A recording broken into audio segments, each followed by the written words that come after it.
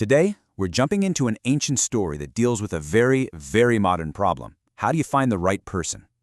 And this isn't just any love story. Nope. This is a high-stakes mission, a wild journey of faith, and an epic quest for a bride, all laid out in Genesis chapter 24. I mean, it's the ultimate question, isn't it? We think about apps or friends or maybe just leaving it up to fate. But imagine trying to figure this out 4,000 years ago, when the entire future of your family, your whole legacy, is riding on your decision. Well, their method was a little different from ours. It involved a promise sworn to God, a caravan loaded with treasure, and this brilliant, almost psychological test designed to find someone with just extraordinary character. All right, so let's set the scene. Our story kicks off with Abraham. He's an old man, he's had a long and blessed life, but he's got one last super important job to do. He calls over his most trusted servant, the guy in charge of literally everything he owns, and gives him a mission that sounds next to impossible. And this oath, you gotta understand, this is a huge deal. This isn't just some father's preference.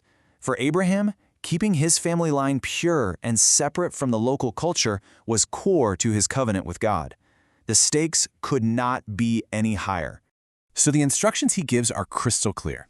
1, you're going to go on a long, probably dangerous journey back to my homeland. 2, you have to find a wife from my own extended family. 3, you've got to convince her to come back here for my son Isaac. And 4, and this is the big one, under no circumstances can you take my son Isaac back there. The future is here, in the promised land. Okay, so the servant hits the road. After a long trek, he gets to Aram Naharim and he stops his caravan at the town well. Now, you have to remember, back then the well was the social hub. It's where everyone came, especially the women in the evening, to get water. It was the perfect spot to just watch and wait. And you have to picture this. He's not traveling light. He's got 10 camels loaded up with all sorts of expensive gifts. This was a serious, wealthy delegation. But 10 camels, well, they also drink a ton of water. And that little detail is actually the key to the servant's whole plan. So here is where the servant does something brilliant. He doesn't just rely on his own gut feeling. He prays. He asks God for a very, very specific sign. He comes up with this test. He's not just looking for a woman who's polite, he's looking for someone so incredibly and proactively generous that she'll offer to water all 10 of his thirsty camels. That is a massive, back-breaking job. It's a true test of character. So he's just laid out this almost impossible test. The bar is set sky high.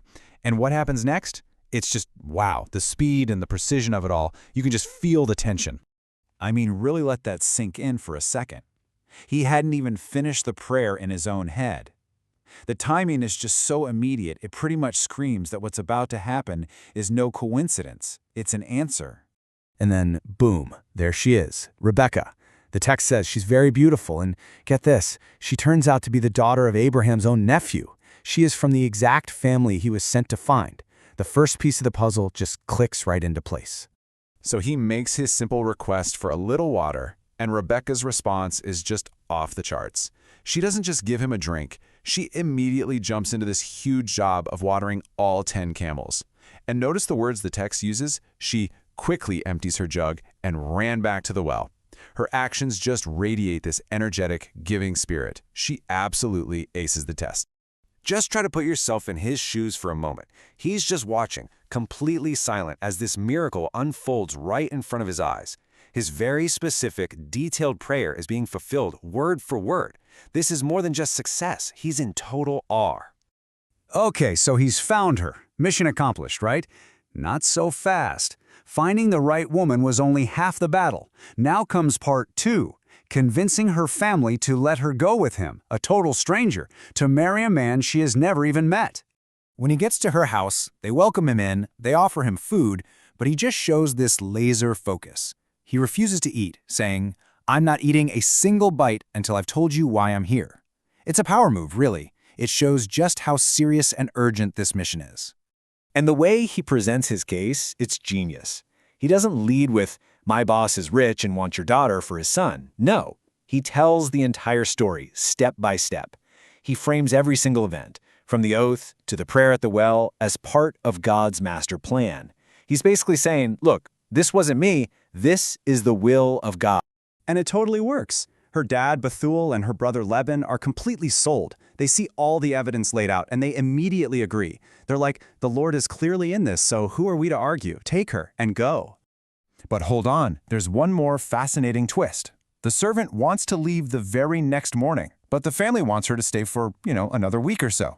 And when the servant insists, they decide that there's only one person who can settle this. After everything, the divine signs, the family's agreement, it all comes down to her. They call Rebecca in and they ask her directly. In a patriarchal world where this kind of choice was rarely given to a woman, this moment is huge. The whole mission, the entire future of Abraham's family, now rests on her answer. And her answer is so simple, so powerful, so decisive, no hesitation, no let me think about it. Just a courageous, yes, I will go. She shows that same proactive, determined character that we first saw at the well. And so the story comes to this really beautiful, tender conclusion. The servant brings Rebecca to Isaac, and we get this wonderful detail. Isaac loved her, and she comforted him after the recent death of his mother, Sarah. The mission wasn't just about continuing a family line, it was about creating a new family, one with real love and real comfort. So that kind of leaves us with this big question, doesn't it? The whole story feels like it's guided by destiny, like it was all meant to be. And yet, at every critical moment, it all depended on a human being making a choice. The servant's faith, Rekah's incredible kindness, and her final, brave yes. So which is it? Is our life shaped by fate, or is it shaped by the choices we make? Definitely something to think about.